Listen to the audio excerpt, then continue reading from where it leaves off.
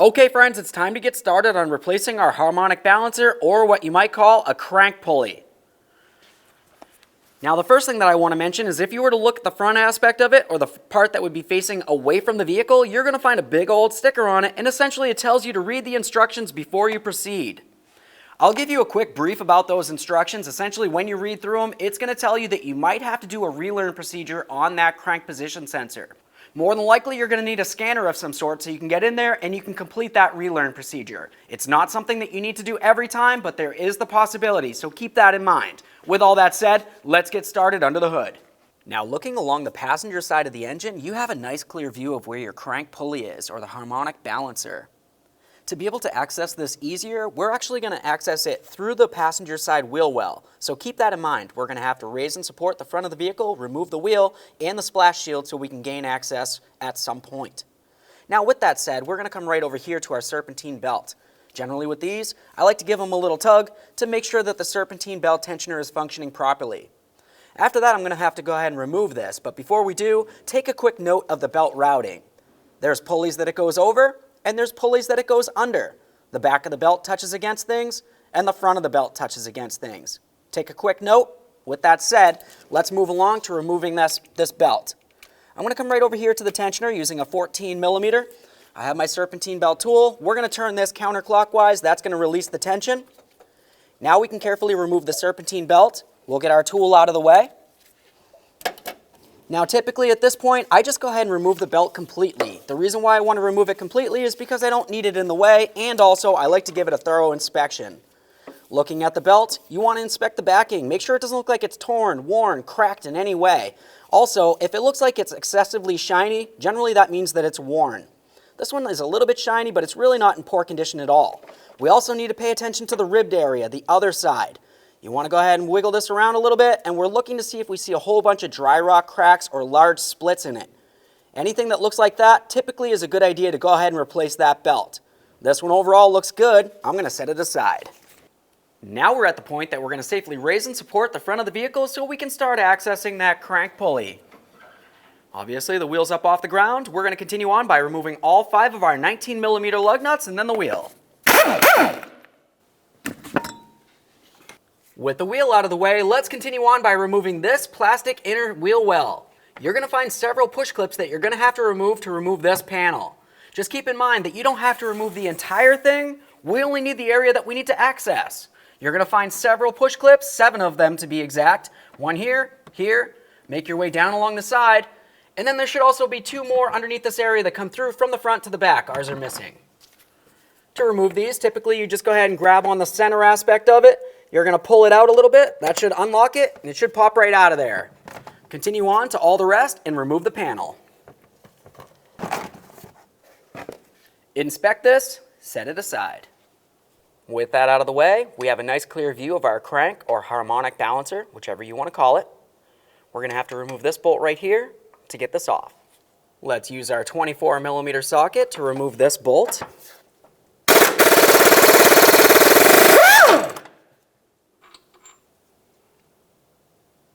With the crankshaft bolt out of there, the next thing that we're going to have to do is start removing this from the area. To do that, you're going to need a puller set, essentially something that looks like this. You're going to need some bolts, and you're going to have a driver that goes through the center. Now what we want to do is have the driver lined up with the center hole right here. We're also going to have those 3 mounting bolts. They're going to have to screw into this area right there, so you want to make sure you have the proper size screws. Now with that said, I'm going to get everything set up on here. Essentially what we need to do is put this shaft in first. Slide that right in. Now generally I'm going to take something like this, and what you want to do is you want to have the curved area facing towards the harmonic balancer or the crank pulley there. You don't want to have it the opposite way because when you try to tighten your bolts, it's going to be off kilter. Let's go ahead and slide that right over that. Now we can take the center driver. You can see that it has that center hole in it. We're going to slide that right over the pin.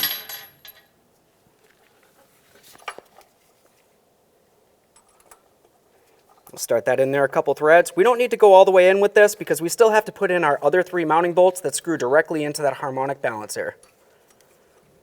Now we can start in our mounting bolts. For these, it's a good idea to go ahead and use a washer of some sort. You want to have something in there for protection for your tool.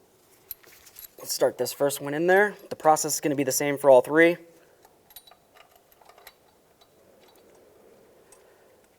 there, a couple good threads.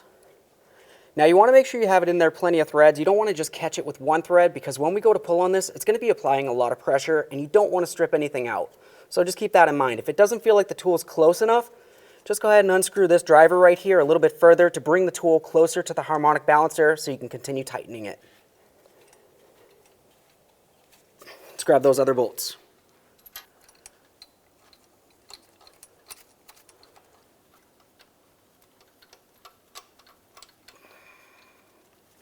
I want to get the tool a little closer. I'm not in any rush. You want to make sure you get it in there so it's nice and tight. At this point, I have everything nice and tight. I made sure that all three of these bolts are bottomed out as well as I could. Now we can continue on with our 24mm to tighten up the driver. While we're pushing this in, it's essentially going to start drawing this off of the engine. So we should see this start pulling away and towards us. Typically, I don't like to use an air tool on this. It's better to do it by hand so you can feel everything along the way. I can feel it coming off. I don't feel like anything's stripping. This is very important. Okay? Now right there, I could feel that everything felt as though it started to loosen up quite a bit on me. That essentially means this is ready to come off. I don't want to let it fall and hit the ground or even potentially hurt me in any way. So I'm going to go ahead and get both hands on this area and start removing it. Let's get the tool out of here first.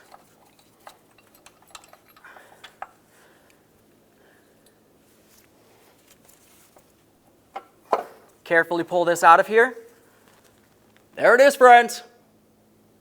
Before we go ahead and reinstall that harmonic balancer or crankshaft pulley, the next thing that we want to do is inspect and clean this seal right along here. You want to make sure it doesn't look like it's dry rotted, cracked, or damaged in any way. If it is, now's the perfect time to replace it. You just want to get right underneath there, you can pop it right off of the engine, grab a new seal, clean up the area, put that in there. For ours in particular, I'm going to go ahead and wipe this area down so I can give it a quick inspection.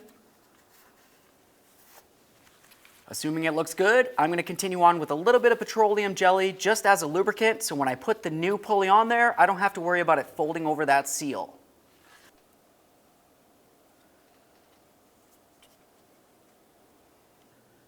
Now let's go ahead and grab onto our new harmonic balancer. I'm going to grab onto this sticker right here and carefully pull it off. Behind that sticker, you're probably going to notice that you have this back here.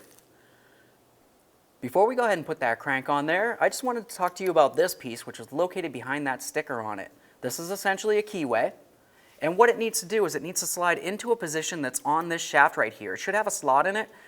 Most times you're going to find that the original keyway is still on this. If that's the case, you don't typically have to replace it.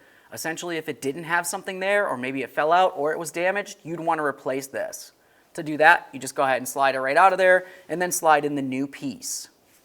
Now we can get ready to install our harmonic balancer. For this, I just use a little bit of engine oil. I'm going to go right along this portion right here. And then I'm also going to make sure I get inside this area right there, even inside that little groove that's the keyway for that key that's up on that shaft there. Make sure it's well lubricated. And now we can get ready to install it onto the car. Paying attention to this slot here, making sure it's lined up in the proper position on the crank.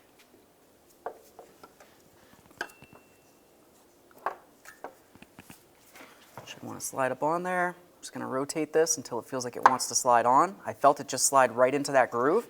Now I'm going to try to press it in as much as possible. The next thing we're going to do is get ready to drive this in until it's bottomed out into the position it needs to be. Now let's go ahead and inspect the threads on our mounting bolt. Assuming they look good, just use a little bit of motor oil on the threads as a lubricant. It's also going to help make sure that it doesn't get rusted in there in the future.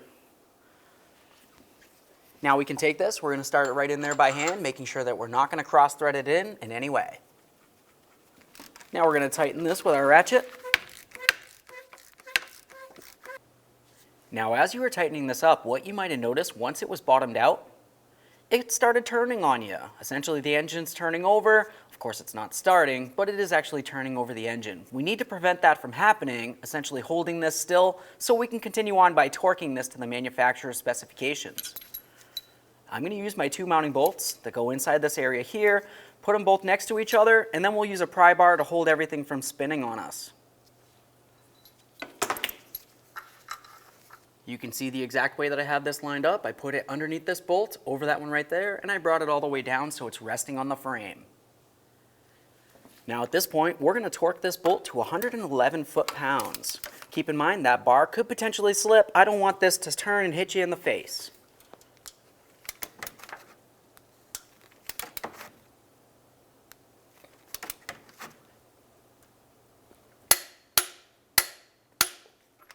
Now the next thing that we're going to have to do is tighten this an additional 76 degrees.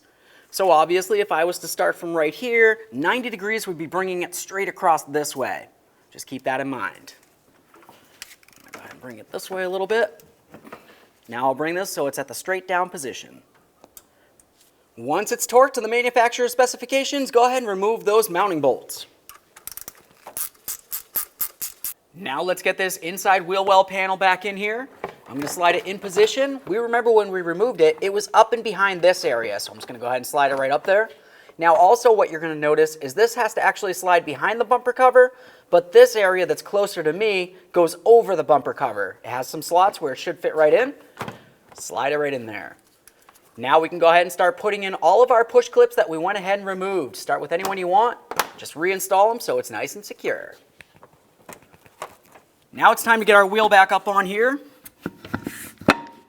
Line it up with all the studs, start on all of your lug nuts. We're going to bottom these out, get the wheel back on the ground, and then we'll torque each of these to 100 foot-pounds.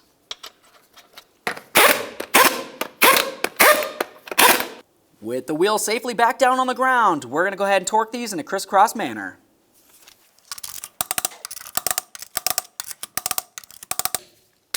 Torqued. Okay friends, now it's time to reinstall our serpentine belt.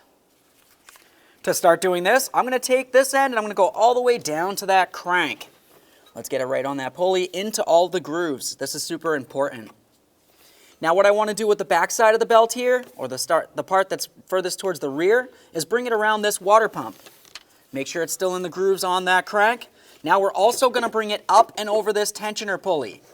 After it goes over the tensioner, we're going to bring it all the way down and around the power steering pump pulley that's down located on the back side of the engine here. Make sure it's in those grooves. Now let's make our way back down to where the crank is. We're going to take the forward aspect of this belt and we're going to put it around the AC compressor. That's this area right here.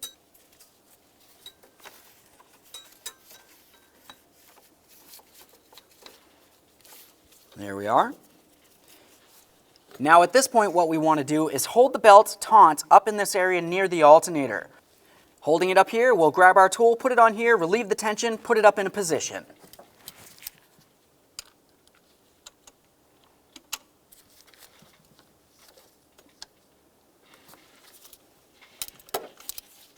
Now you need to take a quick peek at everything. You need to double check to make sure around all the pulleys properly, especially the ribbed pulleys.